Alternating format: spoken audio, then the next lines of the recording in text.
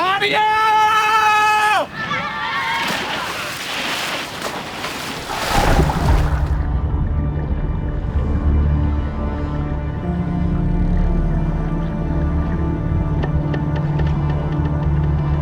Sige lang ang patakaran ko dito.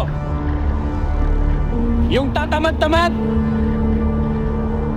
At yung may sayad. Pinapatapong ko sa dagat at pinapakain ko sa pating. Walang mag-aagahan hanggat walang nahuhuling isda.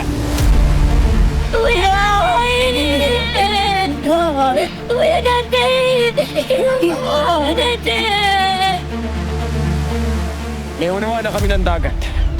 Wala kayong unawaan.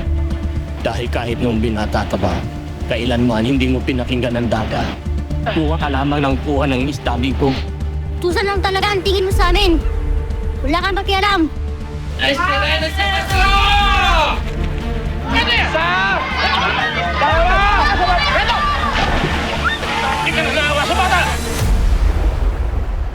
Pag nalaman ng iba ang sikreto mo, hindi na sila bibilib sa'yo. Wala na makikinig sa'yo. Hindi tutuwa mo sa usapan. Wala ka agimat, wala ka sa engkanto. May sugat ka. May mas malaki kang sugat sa loob, lalong-lalo na kung ang sugat ay di lamang sa katawan, kundi pati sa kaluluwa.